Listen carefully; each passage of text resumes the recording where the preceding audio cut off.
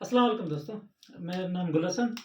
तो आज हम पढ़ेंगे हिस्ट्री के कुछ डेट और उनके इवेंट, इन डेट इन तारीखों में क्या-क्या हुआ था। तो इस तरह के मज़ीद वीडियो देखने के लिए आप मेरी चैनल सब्सक्राइब करें, लाइक करें, बेल आइकन को, ताकि हर वीडियो आप लोगों के पास पहुँच सके। तो आज का हम टॉपिक स्टार्ट करते हैं। तो आज कुछ मैंने डेट लिखे हैं। सबसे पहले लिखा है 1526। यहाँ क्या हुआ था? फर्स्ट पानीपत की वार हुई थी।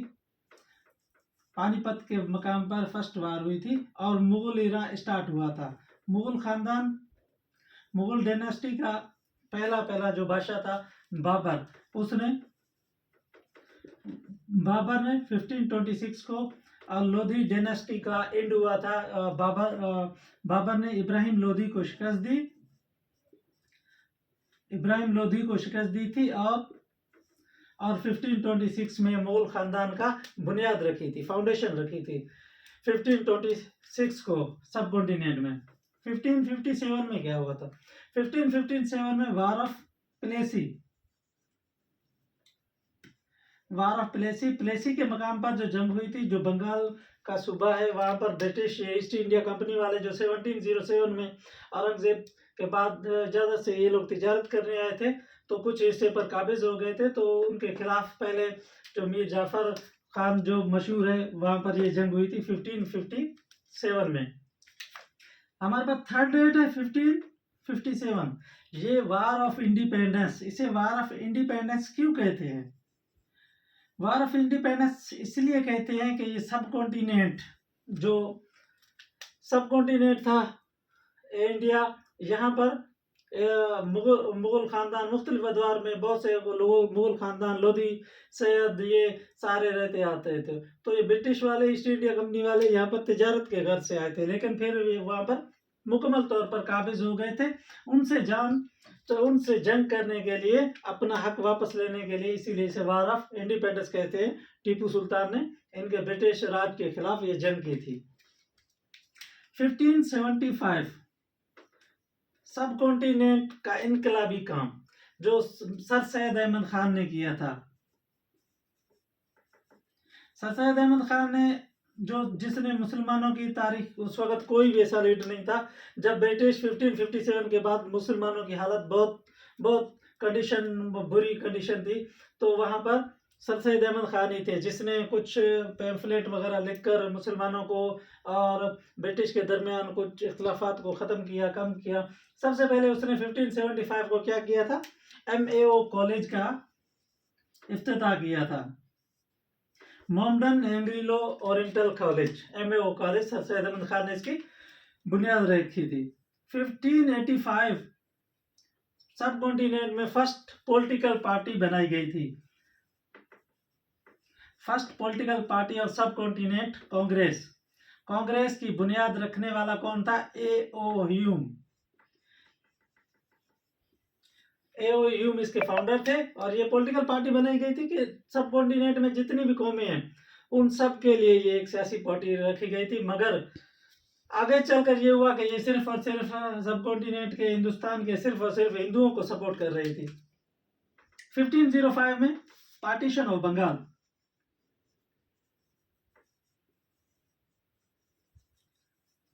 पार्टीशन ऑफ बंगाल, जो बंगाल सबसे बड़ा सूबा था सब कॉन्टिनेंट का, इंडिया का लॉर्ड कर्जन ने उसके पार्टीशन किया, ईस्ट बंगाल और वेस्ट बंगाल में। ये अलग टॉपिक है, ये हम तफसील से सारे टॉपिक पढ़ेंगे। अगला है 1906। 1906 में दो अहम काम हुए थे। एक तो मुस्लिम लीग, ऑल इंडिया मुस्लिम लीग का कायम हुआ था, और दूसरा शिमला डेपुटेशन या शिमला डेलीगेशन, जिसको भी हम कह सकते हैं। सो शिमला तो चंद लोग सर आगा खान की सरबराही में वासराय उस वक्त के लॉर्ड मिंटो से मिलने गए थे। 1909 मिंटो मॉर्ले रिफॉर्म्स। ये मिंटो मॉर्ले रिफॉर्म्स, जो मिंटो और मॉर्ले दोनों ने मिलकर सब कॉन्टिनेंट में कुछ रिफॉर्म्स लेकर आए थे। 1916 लखनऊ पैक्ट। लखनऊ पैक्ट वो मायदा है, वाहिद मुआहदा है, जिसमें मुस्लिम लीग और कांग्रेस एक ही प्लेटफॉर्म पर इकट्ठे हो गए थे कि उसमें सेपरेट इलेक्ट्रेट की बात भी मानी गई थी और कुछ और सीटों में 1/3 की भी बात मान ली गई थी। तो इसके इसका सारा सेहरा जो है लखनऊ पेट का कायदे-ए-आज़म मोहम्मद जिन्ना को जाता है, इसीलिए उसे ambassador of Hindu Muslim unity का खिताब भी दिया गया था। 1914 to 1919 first world war, outbreak, पूरे दुनिया का बहुत बड़ा आउटब्रेक था, फर्स्ट वर्ल्ड वॉर हुई थी। 1920 में क्या हुआ था, खिलाफत मूवमेंट, खिलाफत मूवमेंट की इब्तिदा की थी। दो अली बिरादर थे, मौलाना मोहम्मद अली जौहर और शौकत अली जौहर, इन दोनों ने एक मूवमेंट स्टार्ट किया था सेकेंड वर्ल्ड वॉर के दौरान के होली प्लेसेस की प्रोटेक्शन की जाए। 1927 में साइमन कमीशन आया था।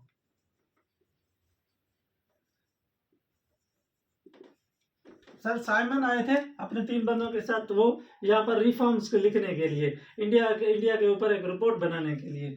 और 1928 में क्या हुआ था, इस साइमन कमीशन के जवाब में नेहरू रिपोर्ट पेश की गई थी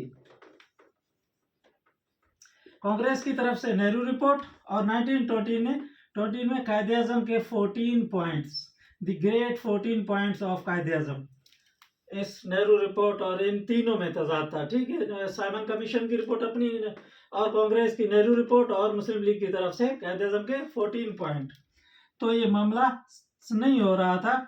1913 में इलाहाबाद एड्रेस, जिसकी सरबराही फर्स्ट टाइम अल्लामा मोहम्मद इकबाल ने की थी कायदे-ए-आज़म की गैर मौजूदगी में, क्योंकि कायदे-ए-आज़म 1913 से 1932 तक जो 3 साल तक लंदन में राउंड टेबल कॉन्फ्रेंस हुए थे, उसके लिए कायदे-ए-आज़म गए हुए थे, तो अल्लामा इकबाल ने इसकी सरबराही की थी। 1939 ये सेकेंड वर्ल्ड वॉर यहाँ से स्टार्ट हुई थी 44 तक, जो बहुत बड़ा आउटब्रेक था दुनिया के लिए, सारी दुनिया के लिए बहुत बड़ा नुकसान था। और 1914 लाहौर रेजोल्यूशंस, जिसे पाकिस्तान रेजोल्यूशन बाद में कहा गया, जो एक माइलस्टोन था पाकिस्तान बनाने के लिए, फर्स्ट जो सबसे बड़ा इकदाम था।